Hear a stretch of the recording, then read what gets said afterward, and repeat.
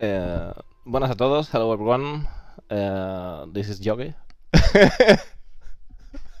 I'm Yogi. Hi. So, for start, for people that are new to the game, why do we need the master modes in the game? Yeah. So originally the master modes things came out of this specific problem that that combat wasn't really enjoyable. Yeah, so that's true. So in like it started about 2019 when BET was formed back then. So we had this little group consisting of like Rich Towler, David Colson, myself, and Michael Smith. And we were just really unhappy with the combat stuff, and we just like thought about how to make it better. The thing is like also that at the time there was not a lot of the resources assigned to making the space combat experience good, because it was really good in the past, but then because of other features things got delayed and people move on because it's a big game that is in development, so resources get shifted around. So at some point it basically rotted, so to speak, right? So kind of you need to wait to a good moment to start to make changes, maybe. Sorry? You need to wait to a good moment in the development to put changes again. No, not necessarily. We just went on with this, and basically, in our first combat summit where we sat down and like basically talked about what's wrong and this needs to be better and what we want and so on. Actually, CR was like this was in the Frankfurt office, and CR was like, we didn't know this. He was actually in the office at the time, and he just sat down and did it with us. Okay. So and then we just talked a little bit about this, and so anyways, like this was how it started, and like one of the big problems that we saw was speed, because speed has a lot of advantages when you want to speed away. If you're getting vulnerable, you can just run away. If you can run away really fast, there's not a lot you can do to counter like somebody running away. Yeah, like wait a second, just translate a bit. Sure. Okay, so la cosa es que está comentando que ellos empezaron teniendo unas conversaciones con Richard, David Colson y incluso pues también Chris Roberts sobre el modelo de vuelo, como debería ser el combate, y que no podían cambiarlo hasta ahora porque bueno, pues es una gran compañía y muchas cosas que hacer, y que uno de los grandes problemas era la velocidad. So, speed combat. About the speed combat, sorry. Hang on. All I said, you just put this in these 5 words. Oh my god. Yeah. So, is efficient. Oh my god. So about the speed combat. So the thing is, when people fly too much or learn how to fly, to really fly, you can see a path when you can easily avoid shooting from other people due to the speed, right? So so that needed to change. So I mean, speed has this problem that when two things speed away from each other, they increase the distance. Now, one most important thing that was nice in very early Star Citizen patches was what PvP players call positional gameplay, right? Where you move around and you actually get a shoot angle, right? Like in the 6 Degrees of Freedom game, the default stance that two ships, like let's say two equally capable ships and pilots, have against each other is going to be nose to nose. There's no way around this, right? Because you can rotate your ship, right?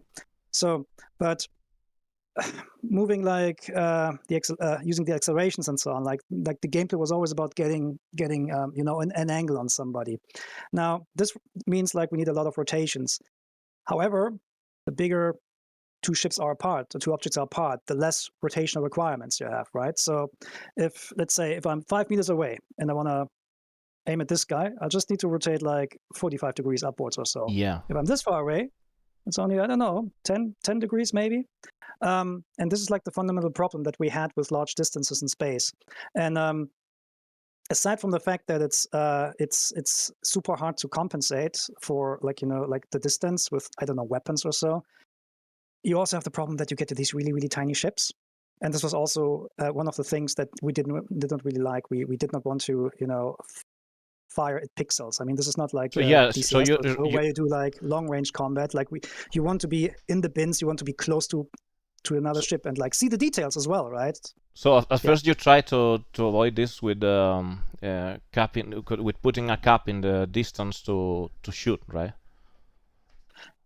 Yeah, I mean, like a little patch to try to solve that, maybe. Sorry, what? A little patch to try to solve that. I mean the distance, because before that, weapons can shoot at over 4 kilometers more. Oh, that. Yeah, I mean, like you talk about the limited weapon ranges we have right now. Yeah, this was just like one of the things we tried out to get the distance closer, and it kind of helped. However, it had these other problems, like kind of like if your weapon range is like 1.5 or 1.4 kilometers as it is right now, and you have really fast bullets, then you shoot them and a second later they're just gone, and they're like so. And you can see like you fire in the air and they all disappear at the same time. Now it didn't really work for us well. So we basically went through several iterations, and but ultimately the thing, and we tried out a lot of things internally. We tried to just cut down on the speed, to encourage cutting down on the speeds, but none of them worked. Like the advantages of just saying, you know what, I don't care, just like boost away, was always way too strong. So anyway, so this is when we started to look into other things, and like master modes was the biggest thing. Basically, it's just cut down the speeds, and then you're fine, right? Like, this was like, and this helps actually. Like we did a lot of internal playtests. So I'm gonna try to translate now. Sure. Okay. All right. So take your 5 seconds to Sorry, man. So la cosa que está diciendo es que claro que I'm gonna try to translate it. Okay. So sure. La cosa... I act around here a little bit. Okay. You can so, la cosa es que con las naves, ¿vale? Con las distancias, ellos decían que, claro, que a la hora de disparar a grandes distancias, que si son dos naves son iguales, que no se pueden hacer rotaciones o tal, pero que al ir a altas velocidades y tal, si tú tienes una nave que está por encima, efectivamente inclinas el morro, si está más lejos inclinas menos, pero que la solución es que no funcionaban a la hora de apuntar, porque además veías un punto pequeñito de nave, y que eso no es el combate que ellos quieren ofrecer, porque no tienes un face to face, un cara a cara, ¿de acuerdo? Because you are searching for a more kind of face to face approach to enjoy the combat instead of shooting a tiny point, right? Yeah. So I mean, like, sometimes firing on pixels is fun, and actually some games do that, but I don't think it's a good approach. CR also doesn't like it. He likes to see. I mean, there's so much work spent on the ships, and if you can't see the details when you're like when they're so far away, it's like, why do it, right? And like, honestly, like, it feels much more exciting if the things are big on your screen and you see them and stuff blows out and so on. So yeah. Talking about the present and the crazy future, maybe. So the crazy future. I'm gonna share with you a thought, okay? And maybe it's true, maybe it's not, okay? So let's say I have a ship with a QED, okay? Like the new SEALs, okay? DMR. And this is a hull C, right? It's moving and it's in quantum mode, okay? It's in quantum mode, it's moving fast, okay? Also, I'm in quantum mode with the, DMR, okay? So, at the moment, my ship is faster than the hull C. I hope so. So, I'm going to try to intercept, and here I change the mode to standard mode, and I have the property to engage with the quantum dampener, and then the speed of hull C will slow with me, because it's not allowed to use the speed in quantum mode navigation. So if this occurs, also with the Mantis, will create a giant bubble in that situation and kind of slow all the ships, all the fleet in that area. And it's gonna be like in a scenario similar to, let's say, Star Trek, when they call each other and say shield up, in this case standard mode up, and all hands on deck. Is that the vision you have, or I'm specifically concerning the I mean the idea is in that way, is a possible idea or not? I think it's possible. Whether or not we're gonna like do it exactly like that, I don't know yet. So so specifically, the quantum interdiction and quantum entanglement is not like a gameplay feature that we need for squadrons. Like not to this to the actual details. Like sometimes we take shortcuts in squadron when it's basically just a scripted sequencer, so you basically don't write whole systems around this. But the specific implementation for QEDs and so on for the PU hasn't been done yet. So this is on Duncan's team. And they will do that when the time comes. But the thing is that because the new quantum experience is completely physicalized, it opens up the ability to just do more than just like going from A to B, right? Like theoretically, we can also we could have magnetic pulling or something like that because it's physical, right? There's lots of stuff that we can do with that, but as I said, like the focus wasn't there yet. But it will probably go a little bit away from like I have one ship and that has, I don't know, like I have a small ship that has a QED and I'm dragging out a Bengal or something like that. Yeah, I mean, the concept, the idea of this concept comes to me because I was playing in the EP2, okay, in the C22, and with the Vanguard, okay, and I just saw a Gladius in far distance, and I changed to nav mode and approach to the Gladius tail, something that before it was right now is unimaginable. I mean, so the thing is kind of the master modes is gonna be like groups of battles, and in a way you can choose what battle you can join, more or less. So it's kind of it's gonna be a front of the battle in a fleet or something like that. Or I mean, like, so basically it's imagine the thing. What you're just giving an example, like in this example, like using the nav mode to go somewhere quickly in the same, let's say in the same area. This is not really. I mean, this is basically a fast, like still thruster based gameplay, right? If you're thinking about getting helping your friends because you're on a station or you're in orbit high over on the planet and somewhere like I don't know 50,000 kilometers in front of you, there's another battle going on. You want to join that, then your friend will be able to put a beacon down or whatever. And you will be able to quantum boost there. So quantum boost is basically the short-range quantum travel technique where you basically just aim. You basically aim at a nav point or free wherever you want to go, and then just shoot. And the quantum drive will pull you out at the like around the bubble. So for the rest of the time, you need to go there with your thrusters. And in nav mode was like I don't know 1,500 meters per second. But yeah, like you wouldn't really stay long for these long traversal things in nav mode when you want to go for a battle. So at the moment you have sometimes these battles where you or these POIs in the PO where you drop out and then you need to fly several minutes there, right? Like, for our taste, that's too long. So these bubbles will shrink down a little bit so you can get closer. You spend less time with traveling. But overall, it will go in this direction. I mean, POIs will be created by wherever things are. I'm not gonna ask when, because I mean, sorry. But I want this, so I want the stuff. Yeah, I mean, it sounds amazing because right now right now I only fight in Atmos because in atmosphere, okay, because in space it's like lose that essence of the consequence of a bad decision because people can flee.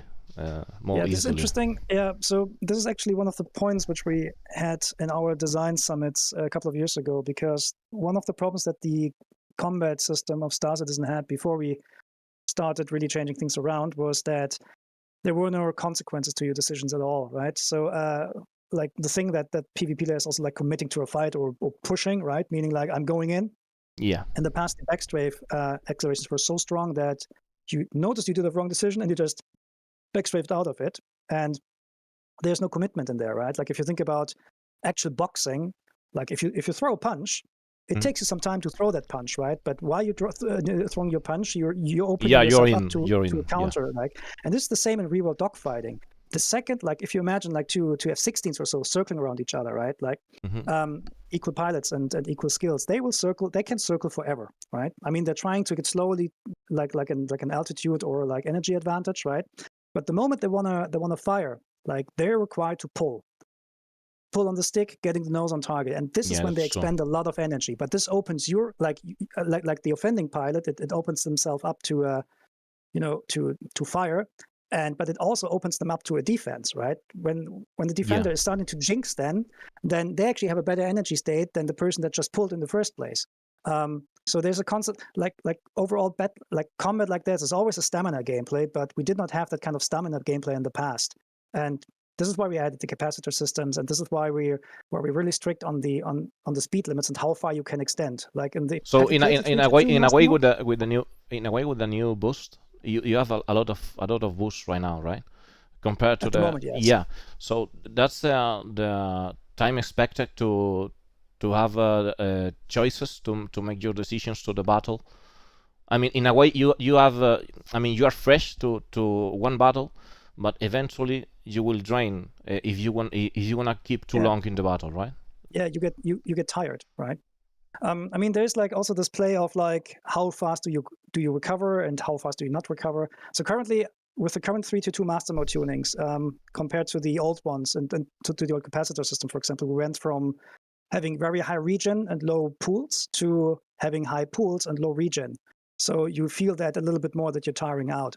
Whether or not we're keeping that, I'm actually not sure. This is down to testing, because there's like some players really like the one way, some players like really the other way. So maybe it's a component-based system later. I don't know.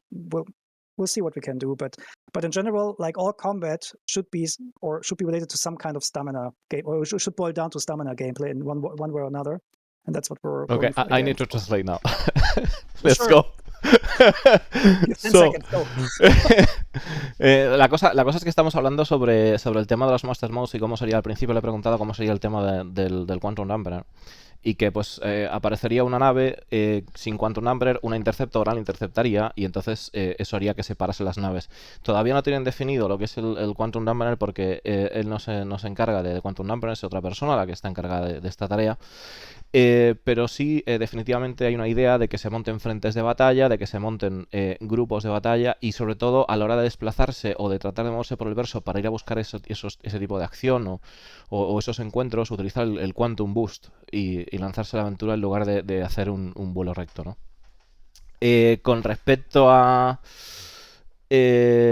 los combates en Dogfight, lo que estamos hablando es que a la hora de la diferencia que teníamos antes con respecto a ahora, quieren que haya unas consecuencias y quieren que a la hora de tomar decisiones en la batalla, si tú te introduces a una batalla, que no te sea tan difícil de salir. Estaba poniendo el ejemplo de un boxeador cuando lanza un golpe y ya en el momento que estás lanzando el golpe ya estás dentro, no te puedes salir tan fácilmente, y que luego pues a la hora de no estar peleando, que sea como un juego de estamina, un juego de aguante, y que obviamente pues no puedas estar perenne en la batalla, que estar permanentemente en la batalla como hacemos ahora en cierta medida, ¿no?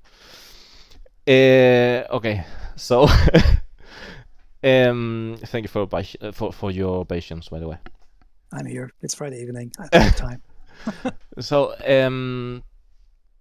about the ships you choose for implement master modes, the obvious question, but why the Gladius?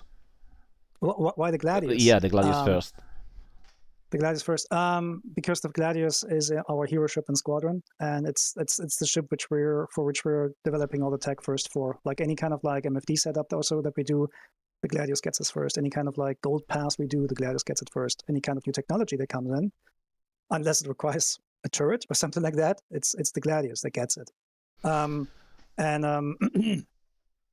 So I understand one thing, that I mean, you're a pilot in real life, right? Oh no! This is like people get confused. I did like 2 weeks of intense glider training. Okay, but you could feel the thing, right? Yeah, sure. I mean, I can launch and land a glider. But it's that's better than me. Like, I mean, don't call me a pilot, please. Okay, right? okay. But do you have the experience of fly? In a way that I have experience of flying. Yeah. Okay, in a way that how you say that, just help you to discover, to try to share a thought about flying through the game. Well, design the yes, atmosphere. Yes and no. So, okay, some background, right? Like I'm a huge flight simulation fan, so I went in there with like, oh, I can do that, right? Okay. The first thing I had to really learn was to not get airsick. I got so airsick in the beginning. Like I had to fight. Like I have a friend who's a Navy pilot, and he basically told me, Yogi, whatever you do, don't throw up. And I did not throw up once, but I was so close several times before that, right? Like it was really hard. Okay. But like it's like I don't have a glider school close to me or glider club, so I never really went for it. But it's also very time and cost intense. But I actually recorded almost all flights with a GoPro. And one of the things that was interesting for the time was when we worked on Look Ahead, or when I worked on Look Ahead, I actually used the recordings I did on my GoPro on my head just to see what I'm actually doing in the cockpit, how I'm like, for example, flying. For example, one thing that people do when they, I mean, you record yourself. Yeah, like I had a GoPro on my head, basically first-person stuff. Like it's a first-person game, so I'm gonna do a first-person GoPro, right? So one thing that was interesting, for example, when I made a turn, I noticed that I automatically aligned my head with the even when I rolled left or right, I automatically aligned my head with the surface of the planet of Earth, right? So and this was one of the things which we added, and basically it's basically like just going left and right, like. It gives it like a little bit of perspective, but in gliders are an extreme example because this is like pure flying. Like you feel a lot of the thermals and a lot of the air pockets. You feel that, right? You can also pull some Gs, like these small gliders, like the training gliders that we used back then. They can pull, I think, 4 or 5 Gs. That's actually a lot, and they're like fully aerobatics capable. But the feeling, let's say, when you find an airbag, is kind of when you are in a commercial flight and start to, you know. Yeah, but in a glider, like, so the glider doesn't like cushion you or anything. Like your seat is pretty hard. Okay. It's like, do you know like these when you have a bike and you have your kids and like you have a kids on the back, right? Like that material, this is what the seats are made of. Like it's really, really hard. Sometimes they have a little bit of cushioning, but you feel that. And there's nothing to like. There's no fly-by wire to compensate for anything or so. You feel everything, like especially when you do a dive, right? And then you're trying to move the stick to actually deflect the control surface. This is so hard. It gets really, really hard the faster you go. Actually, you have to really pull then. So I guess you're full of questions when you're looking to down, right? Yeah. I mean, in the moment you look down with the plane, your head is full of questions. In a second, I mean, trying to recover or not? Honestly, have you ever? I don't know. Like, usually my brain was more in like survival mode all the time. Okay, so. Okay, that's what I mean with full of questions, man.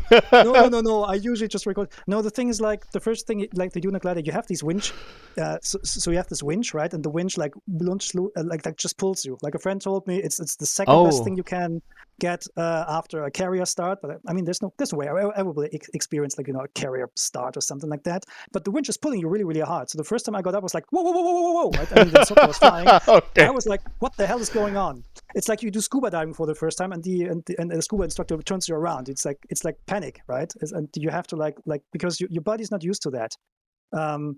At least like as I said, I'm not the greatest pilot. Seems something to try. Seems something to try, definitely. It is very fun. Yeah, do it with a friend. Okay. So the thing is, in master modes, okay. Yeah. You talk about the flying surface and all this stuff, and in game, in the controls, we have a swap mode to change between roll and okay. So the thing is, the atmosphere flight is gonna be a true big difference between atmosphere flight and space. At the point of you have to control, like for example, if you control an F-18 instead a Gladius in the space, I mean, you have to change the mind, and it's gonna be like that. I mean, instead to do, I mean, I'm gonna explain this. To combat in space, we can't control the ship like you do with a plane. I mean, when you move the stick like this, it's like the tail, okay? Okay, so in Anmo, when you do this, is roll instead tail. Yeah. So. But this is what you have the button for, right? Yeah, and is gonna need the change to in the future? So it depends. Well, so it's a good question. So actually, like I have a pilot friend who basically plays Star Citizen with like pedals for yawing, right? Okay. So he doesn't mess up his like motor skills for his actual job. But that's actually, it's a good question, though. I don't think this is like really, really hard, because at some point you're gonna go down. So let me start from scratch. You're up in space, right? Yeah. And you control your things normally. Then you go down into the atmosphere. That's right. And then the atmosphere pressure goes up. So until you reach about 0.2 bar, your thrusters are still helping your ship. The air density is pretty low, so you can still like really like move your nose free. Your nose. Like you have a lot of nose authority, so to speak. Yeah. Right? But when it comes, but the thrusters, they will scale down the impact more and more and more and more. And at about 0.2 bar, the thrusters are basically gone. Only your retros and your mains are still working. Okay. So at this point, we're not like just like swapping over the controls, but automatically, because that would be very, very jarring. Yeah. But this is why you have why you can press a button. I'm actually thinking about having this. At the moment, it's like a control swap on a button. However, what I really would like to do is to actually have this as an IFCS setting. So either that you basically define at what density it automatically swaps over, but the problem is if anything that you swap over, you need UI for it. You need to say, oh, hey, hang on. Yeah, but right? That's dangerous, because if I'm in a combat between the limit, yeah, and it's like what? Yeah, see, like I'm not a fan of like doing things automatically. If I'm doing things automatically, I still want the option to turn it off, right? Yeah, that's that's the path. So sure. What we probably have is that you would probably have like have you seen the CitizenCon demo with the IFCS panels and the settings? Yeah. We probably have a setting in there. It's like basically swap your own rod. You can basically go there and swap it and do it momentarily for you. But I probably don't want to. I mean, we could offer it to swap automatically, but it has so many problems. I'd rather have people swap it on themselves. Also, I don't think that most people would actually like to swap. I don't swap in Star Citizen, even if I'm playing with the aerodynamics model. I usually don't swap, and I just play Star Citizen. But the thing is to play in a high level PvP stuff. I mean, definitely you will need to swap, because if I just try to play DCS, okay, and flying DCS with a space configuration, and the demo ship was like way, because you can you need the role to do this way. Yeah. But anyways, is really I hope it's gonna be a challenge, because I really want to. It won't be like other pure flight simulators, right? It's still playable. It's still a spaceship after all. Yeah, but the stuff we've shown at the CitizenCon, that was a live demo. It was all there. The only thing we added specifically for the demo was like the button to turn off, like to basically just suppress any kind of accelerations to show the pure gliding. And now that I think about this, it's actually just nothing more than an acceleration limiter. So we'll probably have this anyways later when we ship the feature. But specifically to your problem, is there anything? Do you need anything more other than a button that swaps pitch and roll? Yaw and roll. No, that's all. That's all what you need to. Yeah. And the button is already there, so it should be fine. Oh yeah, and also the thing is, maybe if I have to ask for something, if you are in Admo, instead of swap, yes, it's truly if it's best on a mode instead of a swap button only, because if you have inversion settings in some controls, when you change, it's a little crazy. Because it's different, So, but I think you know what I mean, mean right? Do you mean like automated device swapping, or do you mean something like? Yeah, no, for example, I use my pedals for roll, right? If I do this, oh, I see, yeah, then you swap it, but then the sensitivity as well. Yeah. Okay. But if I do this and change and swap, it's gonna be crazy, because it's gonna be inverted. Yeah, I think the proper way to do that would be to configure this stick then for both yaw and roll. So this I know the problem. I know what you mean. I do not have immediate solution for that. The thing is, like, that kind of stuff, I would rather work on once we have I don't know, the new bindings. Well, the new bindings, like we have it somewhere on the roadmap to redo the binding system, because currently the way how we save your bindings and how we apply curves and so on is not optimal. And so once we have that, I would then try to invest some time into figuring out if we know that it's like, if we know that it's like the yaw information for that joystick assignment, it should be easy just to add another functionality that says, you know what, when it's swapped, use this, otherwise use this. So it is possible. Right now it is not, but it will. I assume it will time be to done. fast translate. Sure, go ahead. Yeah.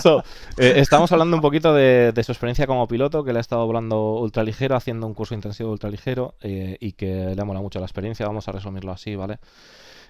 También ha comentado el hecho de que, bueno, de que se siente todo en este tipo de experiencia y que él recomienda la experiencia. Aparte de eso, estamos hablando de lo que es los Master Modes, utilizar el Gladius, pues porque el Gladius es la nave Escuadrón 42 y es la nave que va a ser, que tiene todos los avances tecnológicos que están implementando en el juego.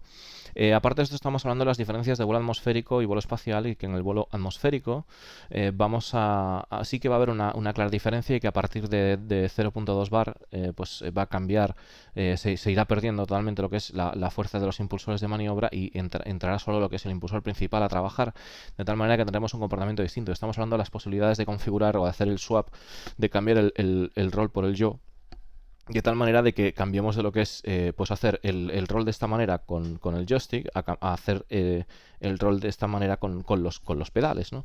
Para poder tener ese control parecido a lo que conocemos la mayoría en un Microsoft Flight Simulator, en cualquier avión, a lo que viene siendo pues las diferencias que hay en el espacio. Y que sí, que se va a implementar o sea, el botón está implementado, y estamos hablando de la posibilidad de que en el futuro pues efectivamente se pueda también personalizar lo que son los controles de inversión para ese tipo de situaciones.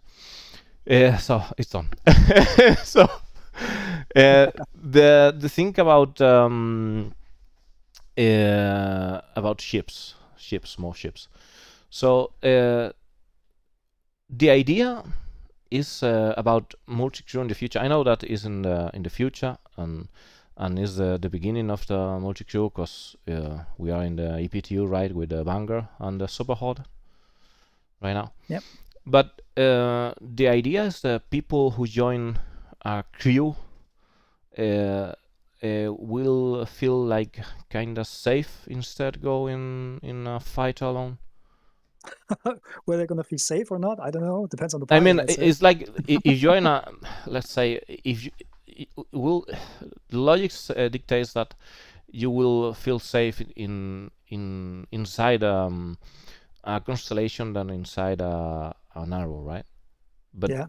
But that's the idea, transmitting that through the fly modes. I mean, the time to kill and all the stuff to be more robust in a way. I mean, with the same players in different ships, 3 arrows versus 1 constellation. So you're talking more about like a little bit about ship roles, time to kill, and all that, right?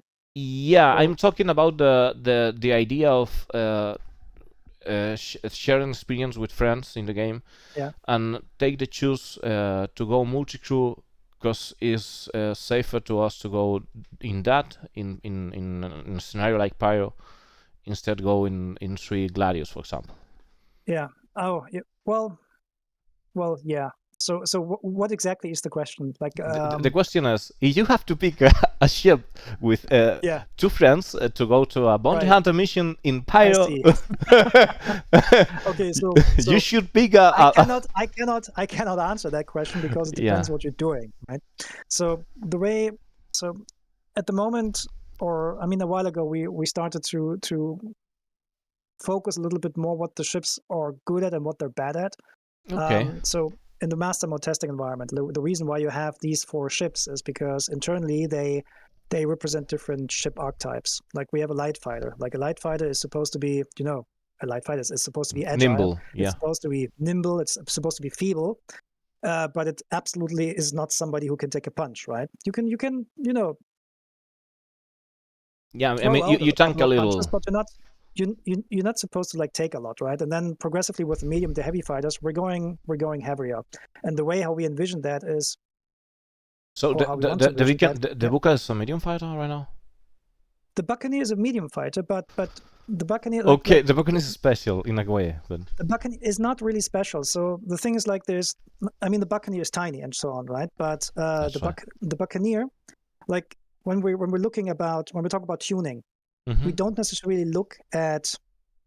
Okay, now we have to be very careful what I'm saying here, right? The defining information, what a ship can and can do in our tuning environments, ships is not necessarily the same stuff that the ships were originally sold for. So the Buccaneer, for example, looks like a small and nimble ship, but it has the same weapon capabilities as a Super Hornet. The thing that you just said right now. I mean, a lot of people ask me questions about what is the best ship in Star Citizen. There is no best ship. That's yeah, the thing. that's true. We that's don't true. Want the best no, ship. I might have. I always tell them the same thing. So no, the thing is like no, game, but just looking forward. Wait, let me finish. I mean, sure. The best ship and the other one. This ship, how is the ship? I mean, this ship is performance well. I like to buy this ship. I mean, there's an intention for a ship, right? Yeah. In a way, but the intention can differ for the beginning.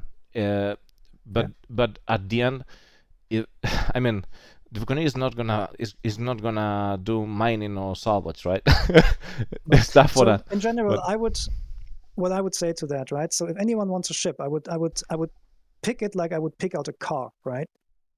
Some ships just look nice, right? Like I think the Buccaneer is the best looking ship because it's small, it has this amazing cockpit.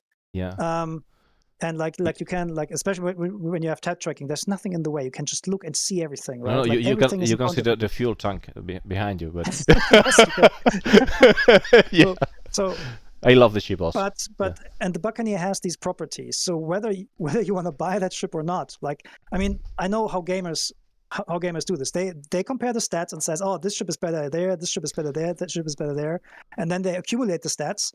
And then often they think it's the best ship, but that is not true, right? Yeah, it's not true. For example, like one of the things that aircool does, amazing tool, right? But what aircool does, for example, to define the durability of the ship, it just accumulates whatever parts we have, what kind of health we have of them.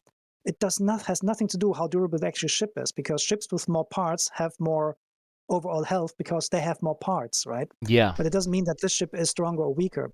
At the same time, like the Buccaneer, you can basically say, okay, it has this weapon loadout, but does it mean that it's better in all regards to another ship with? No, it doesn't mean that, right? So you could say, okay, the Buccaneer is better than the Gladius because the Buccaneer has more guns. That's not true. Both ships are very, very different. And you as a player, you have to learn what they do in order to fully maximize their potential. Yeah, that's the thing. You can say that this ship is better in that place, in that moment, than another one. But you can say that in general. I mean, you can say that Buccaneer is good or is the best in pursuit people with the Mantis Sparner, okay, because it's fast. But that's it. Not the best overall. Yeah. So, but just to be clear, we're talking not about Star Citizen now. We're talking about Star Citizen in the future. Yeah, right? yeah, of course. I focus on the future, not like not that somebody says, "Oh, but the Buccaneer doesn't really have good TTK," or whatever, right? So okay. This is for the future. So, anyways, coming back to the master mode stuff, the reason why we picked those ships is because they're fundamentally different in our tuning sheets. The Gladius is a light and nimble fighter. The Vanguard is a heavy fighter because it has a fat gunner and it has this big size 5 mount with a size 5 gun on it, right? So it's really heavy. It has a lot of damage output. But you would use these ships completely differently, right? Like if you put a heavy fighter against a light fighter, the light fighter will very easily outmaneuver the heavy fighter and bring it into trouble. But once the heavy fighter gets actually the nose on the Gladius, it's not lights out immediately, but like it can hurt, right?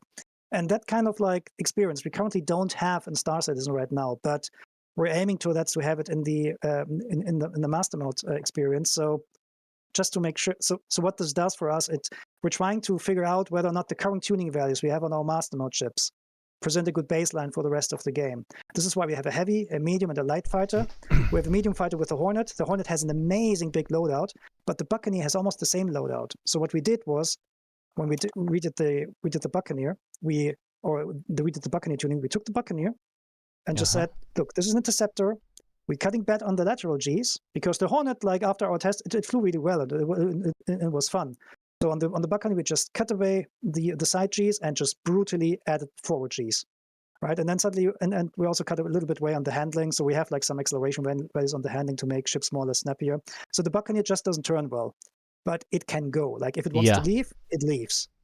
Yeah, that's at least the intention. Whether we're okay with that or not, we'll no. I love the idea of Buccaneer, because I mean that's the intention of the. I think in my head that was always the intention of the Buccaneer, to have that kind of punch. Yeah, and be aggressive. Engines, yeah. Yeah. And diesel engines, yeah. But yeah. So let's talk about the G-Force. G-Force. Yeah. So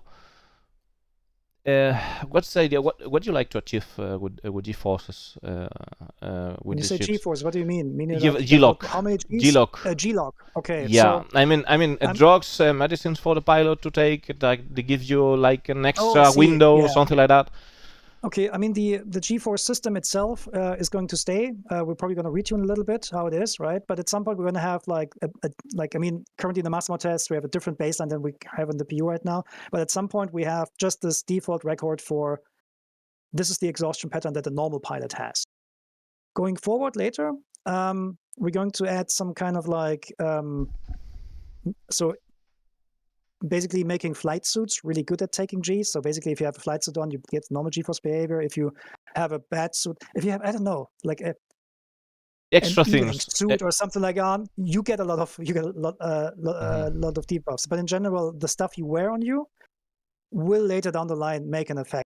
What you can actually do with your ship and how much G's you can pull. If you so I don't think we'll inhibit you from like taking like the big fat infantry suit and sitting down your cockpit, but you will notice that you cannot fly your ship as well. You will also maybe not be able to turn around completely and so on, and you will also not be able to endure as many G's. So so it will at the moment it's more planned to give this a property on the suit, but maybe you can add just more. I don't know, drugs. We actually haven't thought about the drugs yet. Yeah, like in the Expanse, you know, the series. Oh yeah, the juice. Yeah, that's right. In your, yeah, it looks painful. Yeah, I mean, you could say that the G-forces we endure in the game are pretty unhealthy for the average human. Yeah. Right? So yeah, I mean, we can think about drugs. It's a nice idea. I like it. To how much they actually do, I can't tell at the moment. Okay. But the thing is, like, we will also need to tell the G-force system, like the GCF system, how that adapts and so on. So yeah, we can try it out. Okay, time to fast translate. Yeah. Okay. I'll put this on the list for later. But it could very well be that some PU designer has already plans for it. Okay. So yeah. Okay, time to translate in a second. So. Sure. La cosa que estaba comentando, chicos, de que ahora mismo pues tenemos, en resumen, ellos ahora mismo tienen un escenario planteado de caza medio, caza pesado, caza ligero, y lo que tenemos ahora pues es la Super Hornet, la Vanguard, la Buccaneer y el Gladius, ¿no? Entonces estaba comentando que ahora mismo pues la Buccaneer pues le han puesto un montón de aceleración, lo que es el impulso, le han cambiado lo que es las características de loadout, y que ahora mismo pues que puede que la forma de jugar las naves que tenemos ahora, que seguramente vaya a cambiar un poco, pero que bueno, que al fin en el fondo pues sigue estando la intención de las naves. Ha querido ser muy cuidadoso con esto, diciendo de que efectivamente pues la intención de las naves está ahí, pero puede que haya ligeros cambios, pues al final tienen que encajar todo lo que es en el cuadro este de batalla, que tienen en el imaginario de batalla, ¿no? Más cositas. El tema de lo de la multicrew, o de si debería ser seguro más una persona, más sentirse más seguro en una nave multicrew o tal, de momento no tienen una respuesta, o bueno, pues es trabajo en proceso. Entonces de momento pues están con lo que es el mapa de naves, el panorama que tenemos de naves ahora, y de ahí en adelante pues seguir mejorando. También hemos estado hablando de las fuerzas G, de las posibilidades del G-Lock y demás, de que si nos desmayamos y demás, pues la posibilidad de tener drogas en un futuro. Lo que sí que ha comentado, que es como algo interesante que podrían añadir, lo que sí que ha comentado que se está pensando es el hecho de tener trajes que nos ayuden a superar esas Gs, que ellos partirán de una base, de unas propiedades de un piloto básico, y que quizás pues que cuando te pongas otras armaduras que no sean dedicadas para el pilotaje, pues que tengas menos resistencia a desmayarte, ¿no? Okay, that's it. I have no idea how you remember all that stuff. That's amazing. Thank you very much. Okay. Anything you can tell us about tachyon banner weapons? Tachyon Banu weapons. Yeah. Okay, so we're talking singes, right? Yeah. Okay, so the reason why we didn't, the singes were a big balancing problem for us in the past, right? So the reason why this is, it goes back to the thing with the rotation. We want positional combat, right? Meaning like we want ships to rotate and finding an angle on that's going right. for another ship. So all weapons, or almost all weapons that you actually fire as a pilot, you need to. Yeah. Sorry. And the projector travels. Yeah, they need to travel, and in order to fire, like if this guy goes there, you need to not look at the guy. You need to lead. You need to look up. Yeah. Right? Now, and that is a lot of work, right? Like because you need to paint, the target with like the crosshair, and then you need to fire, and you need to keep the crosshair on the target or on the pips for long enough so that you apply enough DPS. Now, the Singe cannons, the reason why they were liked and because they were so powerful was because they completely went around the mechanic. With the Singes, you only needed to develop about half the skill, right? Because you never needed to stay on target for long. You only needed to stay on target for a brief second, which means if we talk about suppose it's faster than light. Tachyon is faster than light, right? Yeah. So I mean, technically. Yeah, sure, right? In game terms, they're like insta-hit weapons, right? Yeah. But because of that, you only needed to be on the crosshair for a split second and then fire, right? So the amount of work you need to do, the amount of work you need to put into a tachyon weapon in order to employ it is very, very low compared to all other weapons.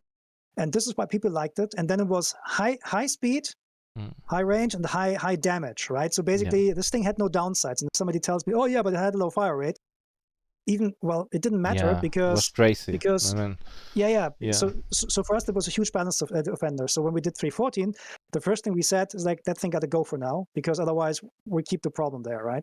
So now I want to bring these weapons back, right? There's no question about this. Like I would like to have like I don't necessarily want insta-hit weapons, but I would like to have weapons which are very, very high and have high damage. But the amount of work you need to put into them must match, right?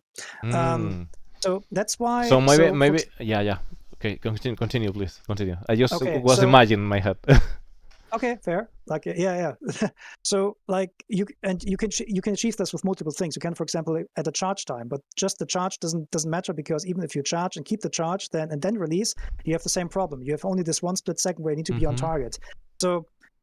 So we can deal this in multiple ways. We can, for example, say, you know what, heavily limit the ranges. I don't really like that, because then you have only, 400 meter pew weapons, right? I would like to try out to basically have a charge, but you as a player cannot control it. So you are forced to actually stay on target for the whole duration of the time, or for at least for some time. We also thought internally about turning them into, burst weapons, so that basically you need to charge them, and then at the right time you release them, and then they just burst. But what exactly that is, it's too early to say that, because we haven't pulled this one over yet. We tried a couple of things. They didn't work well enough to keep going yet. But when we move all the weapon passes from Squadron to the PU, this weapon and the other weapons which everybody talks about, which is usually the Ares weapons, they will get an overhaul. And hopefully we get them. So I have an idea to share about this. Yeah. So the thing is that kind of weapon, right, should fire instantly into the target without travel, right? So what about if, because there's an instant precise fire, you have to like kind of calibrate in a space the shooting, because you need that precision, and it's like that kind of technology. You need to calculate the angle and all the stuff, like lower explanation. But in the end, you have to a circle you have to follow in a way, and if you complete with success, you can hit the target. So this is basically like painting it for 5 seconds, so the weapon hits then. Yeah, kind of, but with a little spicy for maybe, but don't know. Just an idea. But anyway, that. About other weapons, apart from right now we have in the master modes, we have the AD B5, I think, AD-B5, yeah. Okay, so we have so I don't call them by the actual names. I call them by the developer names, because they have the records. So you have the Klausenburner laser repeaters, you have the Getz ballistic Gatlings. I think you have the bearing Gatling. Yeah, and a couple of laser repeaters on the nose. Anyways, so you told us that you're gonna put a kind of personality in these weapons, okay? Yeah. So are we gonna see this soon, or is too hard to put this right now? I can't give you any dates, right? Okay. But like we did a feeling pass in the squadron stream, and basically defined more or less how the weapons should feel in terms of like the fire rate, the cadence, for example. So we have whole Excel sheets where we basically know how much DPS we want to apply to every weapon. We also have noted down which of these weapons should be special. The process of moving that over to the PU has not yet started. It will happen sometime next year. Okay. But the thing is that we would like to do it. Browser just went up. What the hell? Okay. The thing is that I would like to have that in the game at the same time as the new aiming system, because all the properties that we have on Squadron 42, they're all used in the new aiming system. Because we have records, for example, how much like bullet nudging we have, how much they on their own track their targets, and so on. So this all needs to come in at the same time, so that we don't balance the weapons twice. But in general, for every weapon, we know what the types, what it should be good or bad at. So essentially, like we also have, like similar to the ships, we also have archetypes for the weapons. The main archetypes are unspecialized. It's basically a jack of all trades. Okay. Anti-fighter weapons, they usually have lower DPS but very high projectile velocity. 1 to 4? Anti-fighter 1 to 4 size? No, all across all. Okay. Like the size 1 to 4, which we did in the past, doesn't like this went out of the window in terms of like the aiming progression. At the moment, what we have in squadrons is like that with every size, every weapon gets a 50% increase. So and then it horizontally, meaning like for anti-fighter or the heavy hitters, we call them anti-materials, they get like plus or about 25% in DPS, applied DPS damage. And then they're of course very specialized weapons like anti-materials like a 788, like the cannon you have in the Harbinger, for example, that explodes on hit. Oh, the C8 the C8 the C8AA the combines. Yeah. Yeah. I mean, so the combines are actually none in that category. They would be very specialized ones because they have exploding projectiles. Currently, we do not know exactly what we're going to do with them. Okay. Because we still have one problem with the damage application in the game, which is they're using the same code for damage that the missiles use, but this means that sometimes when you just hit that ship with that kind of cannon, it basically blows out all the subcomponents, and this is not intended. So for the time being, we'll likely revert this for the time being until we make the proper pass. There was also like some idea that this thing should be used for like as a flak gun, but it doesn't work like a flak gun, right? Like flak will probably do it anyways later. But, I understand now the Talon ring. I mean, in the past the Talon could equip both of that weapons and was like all over the place. Yeah. Yeah. So I mean, these offenders usually they pop up in the game data, right? Which is how we found this out. So. And we have a couple of other smaller offenders like this, but anyways, like the plan is to move them all out, but it needs to come in at the same time so that like we cannot really update half the weapons now and half the weapons later. I mean, like at least like the initial tuning pass must be correct so that we can like fix some screws so that the rest can build up on that. Yeah. Okay. One last question, sadly. What can you tell us about the turrets? Turrets. Yeah. How the experience will differ from the experience we have now? I mean, right now is like the aim is too hard, right? The aimbot, like is too hard. The aimbot is too strong. Yeah. Yeah. Okay. So turrets. Yeah. Turrets. Yeah. No, I'm saying that because like currently, if there's anything going on with the turret, it's it usually comes first my way. So the turrets are their base setup is okay at the moment in terms of like it works, like you can roll.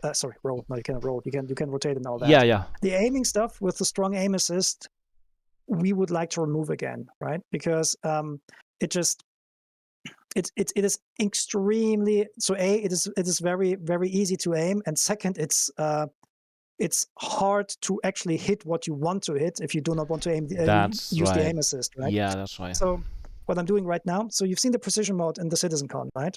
Yeah, I wonder. That precision, yeah. So that precision mode is basically a painting technique in the Gladius, because you put your crosshair somewhere on the cockpit, right? And you manually put it there. And based on that, the gimbals that you have, they will automatically pre-calculate where they need to shoot. So they will then basically each on their own fire where they need to fire. So on turrets, we can't do that, because on the turret you're aiming yourself, right? Yeah, that's right. So what we're currently doing though is we're adding gimbals on the turrets. So you're gonna have the same gimbal modes on the turrets that you have on the ships. So you have like manual gimbal mode and fixed gimbal mode and so on, and they will work exactly the same, and they will also have the precision aiming mode. Okay, now, the turrets will have the precision, yes, including the Perseus. All of them. It doesn't matter. Okay. It depends on, that's important for the people, because it's like a big Corvette with two turrets with two size 7. Yeah. So there's whether all turrets, like it depends a little bit how the turrets are being used, right? Because in general, in order to use the precision mode properly with the painting mechanics, you have to have gimbals on either the turret or the ship that's using the precision aiming mode, because otherwise the gimbals, they cannot predict. Like if you for example, if you have an Ares, the Ares can also use the precision aiming mode, but that gun is not on a gimbal. So in this case, you actually will not be able to paint the target, but you will still get a reduction in fire rate, more precision, and you get a much more precise pip where you actually need to fire in order to hit your target. But something like an Ares cannot use that, because the Ares has a fixed mount. Now, I'm not sure so technically for us, it's not a big problem to just add, like, I don't know what the current setup of the Perseus is, but if the Perseus has a rotating turret, it's easy to just add a gimbal between the gun barrel and the actual turret. So then it would be able to, like, within reasons, like you cannot, like if you, for example, aim at the target, which really goes far this way, you cannot expect the guns to like, to do this, right? Okay. Makes sense. You laugh, but like I tried out like the new stuff on the Javelin. It's exactly what the turrets did, right? Okay, so that's not good. Because on my gimbal information, it said the gimbal can yaw for 80 degrees, right? So, and I was like, it's not going anywhere. And then suddenly just the guns came over into my view, and I was like, okay. Right? That was because the limits were wrong. But that the kind of stuff happens then, right? But anyways, like it is planned to have the precision mode on all of these things, and you get like special UI for it and all that.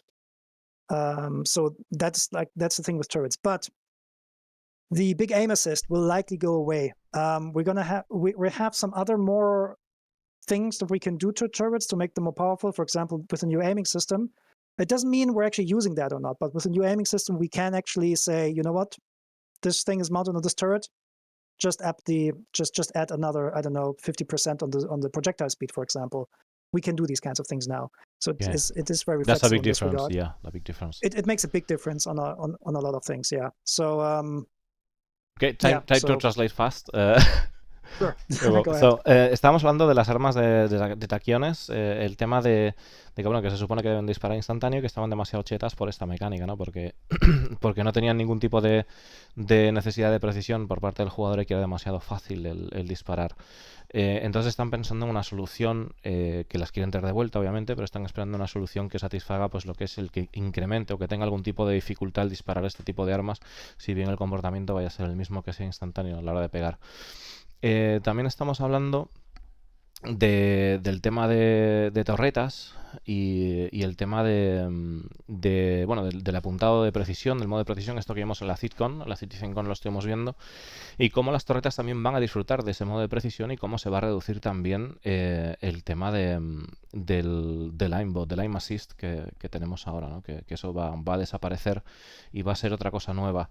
Está comentando también que el modo de precisión pues estará tanto disponible en Ares como en naves como en la Perseus, o cualquier nave que tenga la capacidad de torreta pues tendrá esto, y que pues obviamente la precisión de la que disfruten las armas pues será pues ajustable, pero que definitivamente pues todo tendrá esto.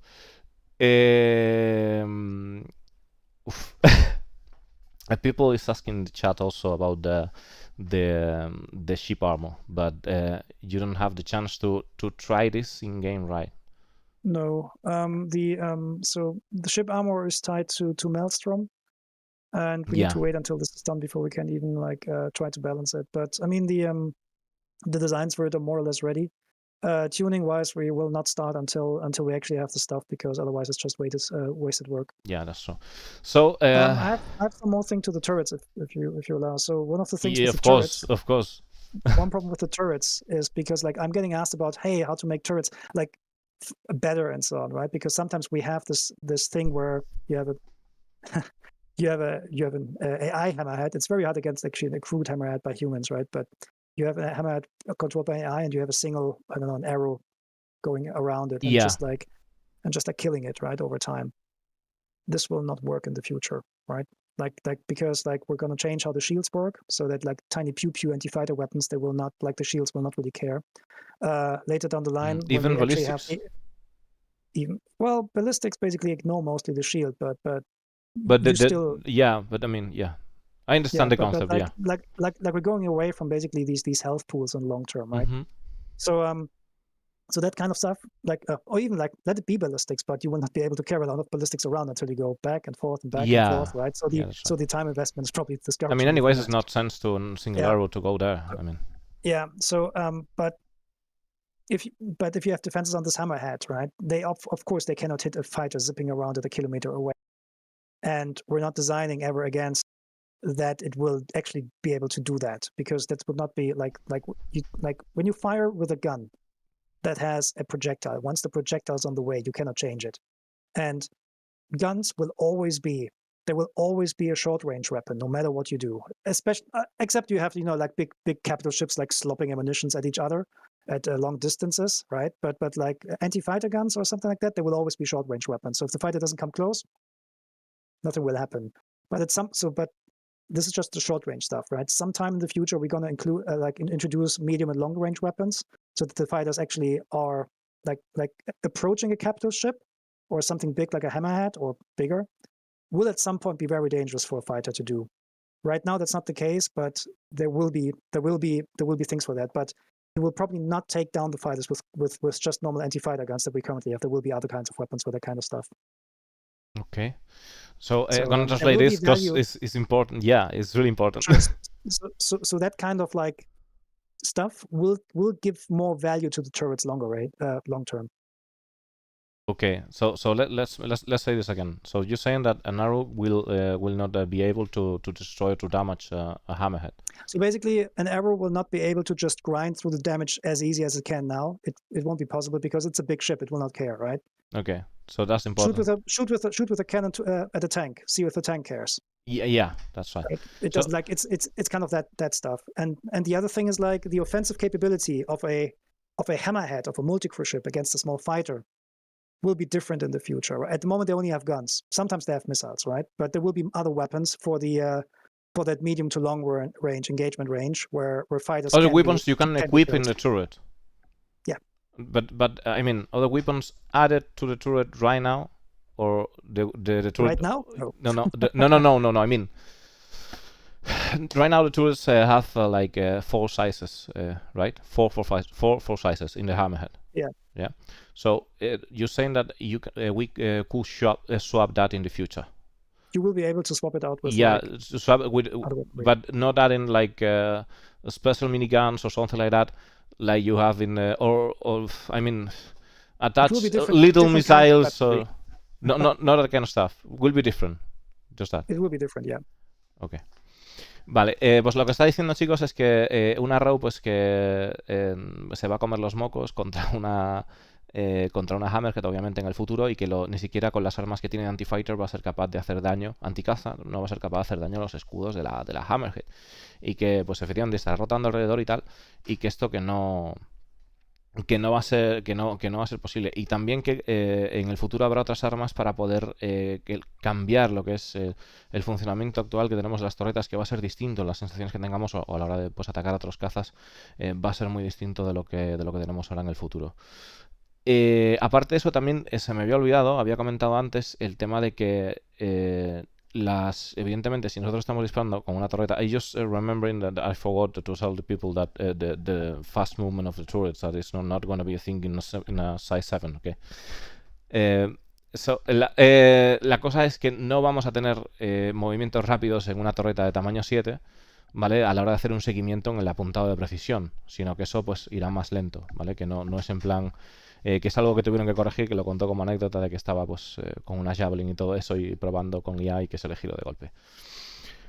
I like to ask you more questions, but I understand that you also have a life. So it's Christmas soon, yeah. Anything you wanna ask me, or anything you wanna tell the community? Thank you for staying with us. No, seriously, like the community is what like makes the whole project possible and allows me to do my job, which I love. So personally, thank you, right? Okay. So yeah, I mean, like just to manage expectations, right? Like we showed a lot of stuff at CitizenCon. When the stuff releases, like we're doing it right now with the 322 master mode test. So there will be a new test environment in 322 where you can play the new master mode ships and in different game modes and so on. The thing that helps us, right? Like even if you play it, don't expect perfection or something like that, right? Like play it, tell us what you feel, tell us what is wrong, tell us what frustrates you, right? And then just give us feedback. Give us feedback in Spectrum. If you put this just like in Discord, we might see it or not. But if you actually put stuff in Spectrum ORCs, it really helps us to figure out where the bugs are. Or what is like most important to players. Okay. So if you could play it for us, then and give us feedback over the Christmas days, I'd be thrilled. Okay. Dice que bueno que que agradece un montón a la comunidad y obviamente porque es su trabajo y de ello depende su sueldo, ¿no? Está claro. Pero el hecho aparte de que si podemos jugar a los Master Modes que lo hagamos y que compartamos feedback y la forma en la que nos sentimos directamente en Spectrum a ser posible. Okay, so thank you very much for this. Thank you for passing by. My pleasure. Pues eso, chavales. Nos vemos para la siguiente. Yogi Klatt, muchas gracias. Y nos vemos, chicos. Chao. Chao. A ver. Estoy cortando. Un momento. Wait a second.